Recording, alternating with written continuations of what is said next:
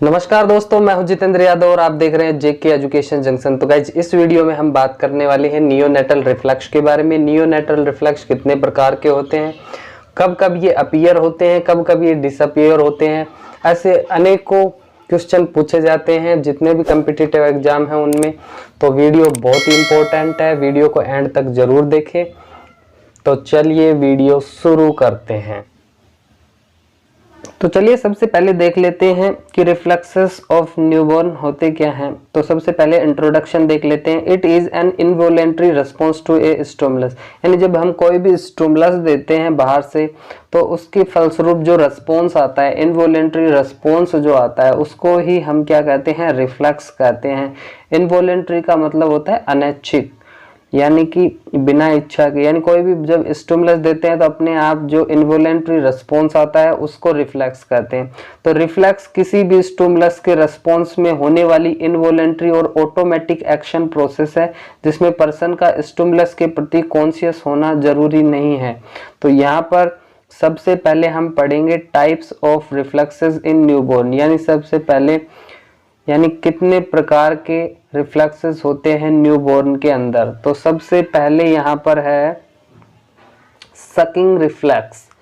Sucking reflex होता क्या है कि इस रिफ्लेक्स में जब भी न्यूबॉर्न के लिप्स को टच किया जाता है तो उसके माउथ में कुछ भी एंटर करवाने की कोशिश करते हैं तो न्यूबॉर्न सकिंग करना शुरू कर देता है। यानी लिप्स को टच करते हैं या माउथ में कुछ भी एंटर करवाने की कोशिश करते हैं तो न्यूबॉर्न उसको चूसना शुरू कर देता है। ये डिसअपीयर हो जाता है अराउंड 1 ईयर, यानी 1 साल के लगभग ये डिसअपीयर हो जाता है, यानी खत्म हो जाता है अपने आप। तो डायग्राम में देख सकते हैं सकिंग रिफ्लेक्स है। उसके बाद में नंबर 2 आता है रूटिंग रिफ्लेक्स।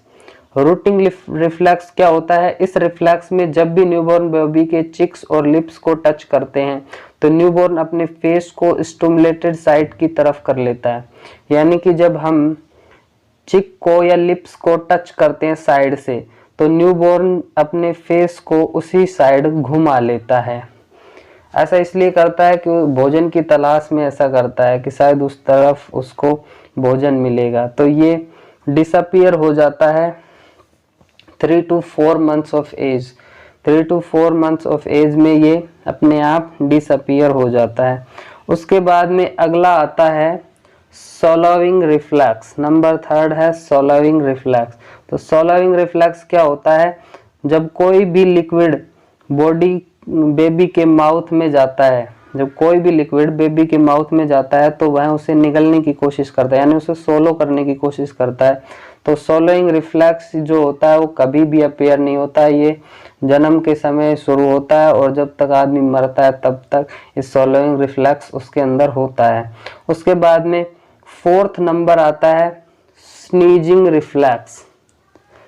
स्नीजिंग रिफ्लेक्स क्या होता है, जब भी कोई फॉरेन पार्टिकल अपर एयरवे को स्टिमुलेट करता है तो उसके रिस्पॉन्स में स्नीजिंग आती है। स्नीजिंग यानी छींकना।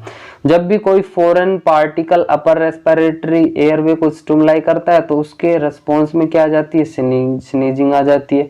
ये भी कभी भी डिसअपीयर नहीं होता है, यानी लाइफ लॉन्ग रहता है। उसके बाद में नंबर 5 आता है कफिंग रिफ्लेक्स।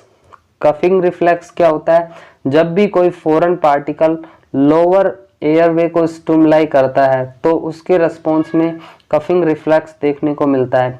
यहाँ पर 2 चीजें देखी होंगी कि अपर रेस्पिरेटरी में कोई चीज जाती है, फॉरेन पार्टिकल जाता है तो स्नीजिंग होती है, और लोअर रेस्पिरेटरी ट्रैक्ट में कोई चीज जाती है या फॉरेन पार्टिकल जाता है तो क्या होती है, कफिंग होती है। तो कफिंग रिफ्लेक्स भी कभी भी डिसअपीयर नहीं होता है। अगला बात करें गैग रिफ्लेक्स की।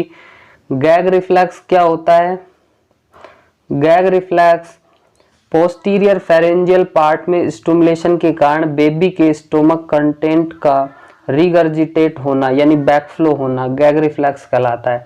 यानी पोस्टीरियर जो फेरेंजियली पार्ट में कोई स्टिमुलेशन होता है तो बेबी के स्टोमक का कंटेंट बाहर आ जाता है या बैकफ्लो होता है तो उसको बोलते हैं रिगर्जिटेट। ये रिफ्लेक्स भी कभी भी डिसअपियर नहीं होता है। उसके बाद में अगला आता है डल्स आई रिफ्लेक्स। डल्स आई रिफ्लेक्स क्या होता है, जब न्यूबॉर्न का हेड एक साइड से दूसरी साइड की तरफ करते हैं तो न्यूबॉर्न की आई हेड मूवमेंट के साथ मूव नहीं होती है। डल्स आई होता है कि जब यानी तेजी से सिर को एक साइड से दूसरी साइड करते हैं तो न्यूबॉर्न की जो आईज होती हैं वो नहीं घूमती, एक जगह फिक्स होती हैं, उसको बोलते हैं डल्स आई मूवमेंट। उसके बाद में यह 3 to 4 मंथ पे क्या हो जाती हैं, डिसअपियर हो जाती हैं। उसके बाद में अगला आता है मोरो रिफ्लेक्स। मोरो रिफ्लेक्स क्या होता है, यह रिफ्लेक्स देखने के लिए न्यूबॉर्न बेबी को सेमी सिटिंग पोजीशन यानी 45 डिग्री के एंगल से पकड़कर बेबी को अचानक से नीचे की ओर 30 डिग्री एंगल तक छोड़ते हैं, तब ऐसा होता है। तब इसके रेस्पॉन्स में बेबी क्या करता है, आर्म को रैपिड एब्डक्ट और एक्सटेंड करता है और फिंगर व थंब को सी शेप का दिखाता है। यानी कि ये मोरो रिफ्लेक्स होता है। ये क्या होता है कि जब सेमी सिटिंग पोजीशन में उसको 45 डिग्री एंगल पे बेबी को अचानक नीचे की ओर 30 डिग्री एंगल तक छोड़ते हैं तो उसके रिस्पॉन्स में बेबी आर्म को रैपिड अबडक्ट करता है और फिर एक्सटेंड करता है और फिंगर और थंब को सी शेप में कर लेता है। तो ये डिसअपियर हो जाता है 3 to 6 मंथ की एज में, ये डिसअपियर हो जाता है यानी गायब हो जाता है। उसके बाद में अगला जो रिफ्लेक्स है वो है स्टैटल रिफ्लेक्स। स्टैटल रिफ्लेक्स क्या होता है,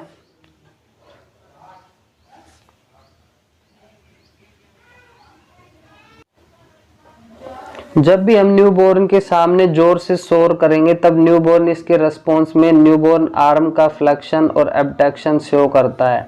यानी कि न्यूबॉर्न के सामने अचानक से जोर से शोर करेंगे तो न्यूबॉर्न क्या करेगा, अपनी आर्म को फ्लेक्स और एबडक्ट करने की कोशिश करेगा। तो ये भी 3 to 4 मंथ में डिसअपियर हो जाता है स्टार्टल रिफ्लेक्स।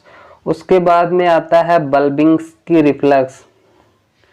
बल्बिंग्स की रिफ्लेक्स क्या होता है, बल्बिंग्स की साइन देखने के लिए बेबी के फुट सोल के लेटरल एस्पेक्ट के द्वारा हील से लेकर टॉय की तरह ब्लंट ऑब्जेक्ट से स्ट्रोक करने पर बेबी अंगूठे की डोर्सीफ्लेक्स और फिंगर को हाइपर एक्सटेंड करता है, यानी फिंगर को नीचे की तरफ मोड़ लेता है और अंगूठे को ऊपर की तरफ मोड़ता है अगर हम किसी ब्लंट चीज से जो बेबी के तलवे को खुरचते हैं। तो यह नॉर्मली 6 मंथ की एज में डिसअपियर हो जाता है। वैसे यह 1 वर्ष तक के बच्चों में भी देखा जा सकता है क्योंकि उनमें इनकम्प्लीट माइलिनाइजेशन ऑफ एक्सोन देखने को मिलता है, यानी एक्सोन्स जो होते हैं उस पे माइलिन शीट का पूरे तरीके से निर्माण नहीं हो पाता 1 साल तक के बच्चों में, तो इसलिए ये बल्बिंग्स की रिफ्लेक्स उसमें देखा जा सकता है। उसके बाद में अगला है मोस्ट इम्पोर्टेंट है प्लांटनर रिफ्लेक्स।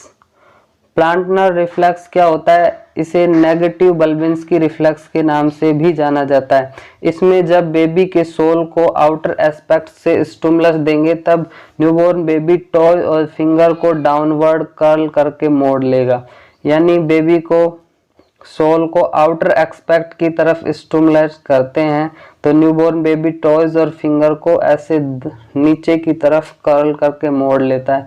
ये डायग्राम में भी आप इसको देख पा रहे होंगे, ये होता है प्लांटनर रिफ्लेक्स। उसके बाद में आता है मोस्ट इम्पोर्टेंट है, एम्स में पूछा भी गया है और बहुत ही मोस्ट इम्पोर्टेंट है, ध्यान दीजिएगा इस पे, पैराशूट रिफ्लेक्स। पैराशूट रिफ्लेक्स क्या होता है, जब न्यूबॉर्न को ऊपर की तरफ हवा में उछालेंगे तब न्यूबॉर्न इसके रिस्पॉन्स में अपनी एक्सट्रीमिटीज को एक्सटेंड कर लेता है, यानी फैला लेता है। ये एज ऑफ अपीयरेंस यानी 6 मंथ की एज पे अपीयर होता है और डिसअपीयरेंस नेवर डिसअपीयर होता है।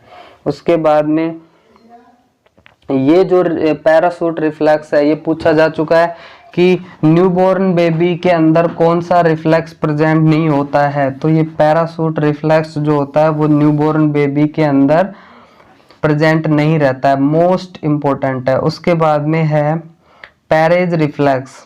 पैरेज रिफ्लेक्स क्या होता है? जब किसी न्यूबॉर्न बेबी को किसी फिल्म सरफेस पर प्रोन पोजीशन में लेटाते हैं तो अपने अंगूठे की सहायता से बेबी के स्पाइन को सर्वाइकल वर्टिब्रा से सैक्रल और सैक्रल वर्टिब्रा से सर्वाइकल की तरफ ले जाने पर न्यूबॉर्न क्राई करता है और एक्सट्रीमिटीज को फ्लेक्स करता है और स्पाइन लॉर्डोसिस शो करता है। तो इसको बोलते हैं पैरेज रिफ्लेक्स।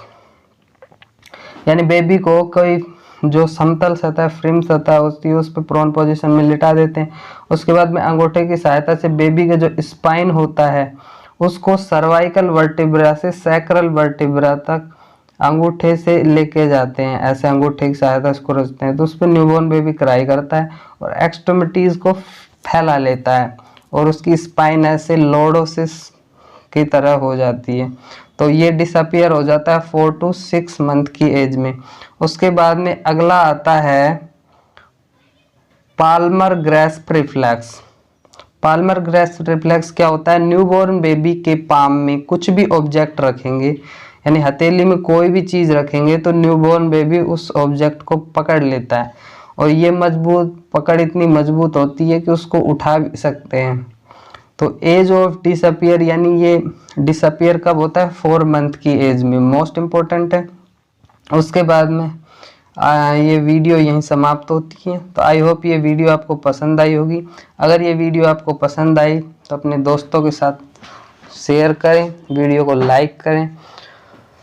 तो इसी तरीके की और वीडियो देखने के लिए चैनल को सब्सक्राइब कर लें और इसी तरीके की नर्सिंग से रिलेटेड बेहतर से बेहतर वीडियो हम आपके लिए लेके आते रहेंगे। तो रोज़ाना अपडेट देखने के लिए चैनल को ज़रूर सब्सक्राइब कर लें। धन्यवाद।